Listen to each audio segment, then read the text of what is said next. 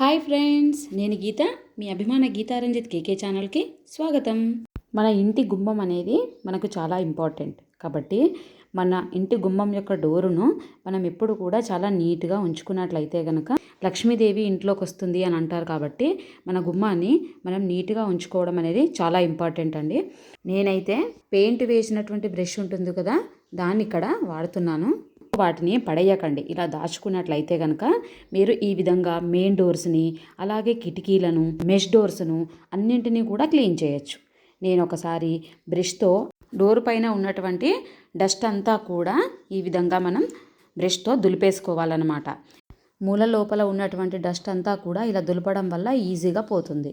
అంతా దుమ్మును తీసేసి నెక్స్ట్ ఆ బ్రష్ను వాటర్లో ముంచి అంతా కూడా క్లీన్ చేస్తున్నాను. చూస్తున్నారు కదా, ప్రతి మూల కూడా మనం ఈ బ్రష్ సహాయంతో ఈజీగా క్లీన్ చేసేసుకోవచ్చు అన్నమాట.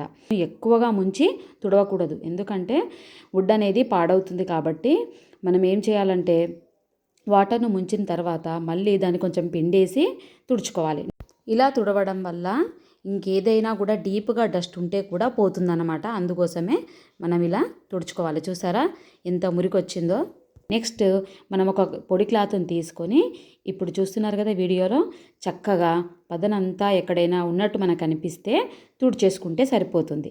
ఈ విధంగా మనం నీట్గా తుడుచుకున్న తర్వాత మీరు ఒకసారి చూడండి ఫ్రెండ్స్, ఎంత చక్కగా అయిపోయిందో మెయిన్ డోరు. అసలు ఎంత డస్ట్ ఉండేదో.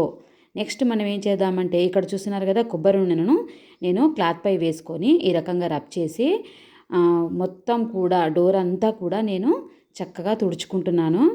ఇలా మనం ఆయిల్ వేయడం వల్ల డోర్కి మంచి షైనింగ్ వస్తుంది.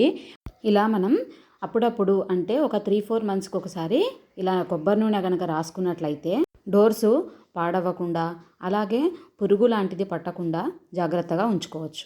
అలాగే చూడ్డానికి కూడా మనకు చాలా మంచిగా కనిపిస్తుంది. చూస్తున్నారా ఫ్రెండ్స్, కొబ్బరి నూనెతో నేను తుడిచిన తర్వాత మీకు ఎంత బాగా కనిపిస్తుందో డోర్ అంతా కూడా. చూడండి, మంచి షైనింగ్ లుక్తో అలాగే తలతల మెరుస్తున్నట్టుగా కనిపిస్తుంది కదా. మీరు కూడా ఈ విధంగా చేసి డోర్ మెరిసేలా చేసుకోండి. ఈ వీడియో మీకు నచ్చినట్లయితే నా ఛానల్ని తప్పకుండా సబ్స్క్రైబ్ చేసుకోవడం మాత్రం మర్చిపోవద్దు.